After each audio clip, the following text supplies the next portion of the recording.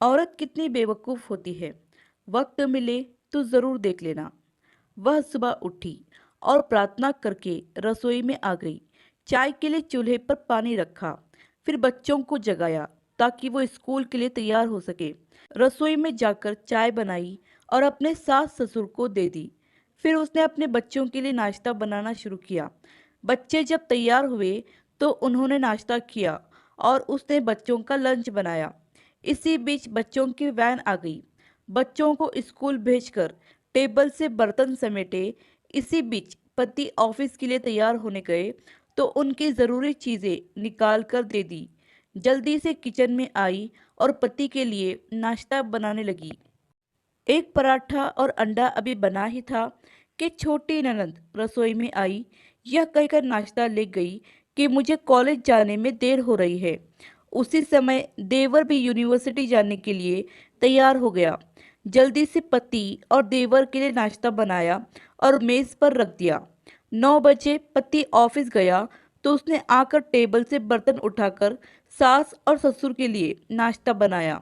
जब तक सास ससुर ने नाश्ता किया तब तक वह रसोई साफ कर बर्तन धो चुकी थी। सास ससुर के लिए नाश्ते के बर्तन समेट रही थी कि तभी सफाई वाली मासी आ गई तो उनके साथ मिलकर घर की साफ सफाई भी की। मासी को विदा किया तो 11 बज चुके थे। तभी घंटी बजी और उसकी विवाहित ननंद अपने 2 छोटे बच्चों के साथ आ गई। मेहमानों के लिए जल्दी जल्दी चाय और उसके साथ कुछ नाश्ता बनाया। उस समय 12 बज रहे थे। वह जल्दी से रसोई में खाना बनाने गई तो सास की आवाज़ आई, आज अपने ननंद के लिए कुछ अच्छा बनाना। उसने ननंद के लिए स्वादिष्ट खाना बनाया और जल्दी जल्दी रोटी बनाने लगी क्योंकि 1 बजे थे और उसके बच्चे आने वाले थे। बच्चे जब स्कूल से आए तो उन्होंने मुंह हाथ धोए, कपड़े बदले और उसने उन्हें खाना खिलाया। तभी कॉलेज से छोटी ननंद भी आ गई और देवर भी वापस आ गया।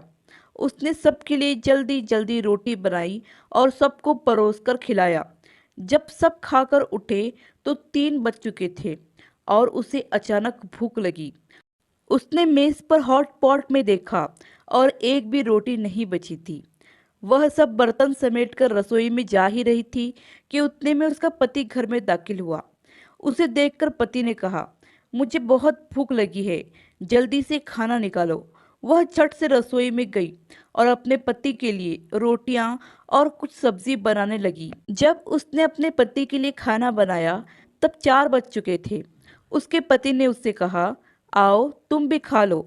उसने आश्चर्य से पति की ओर देखा क्योंकि उसने सुबह से कुछ नहीं खाया था।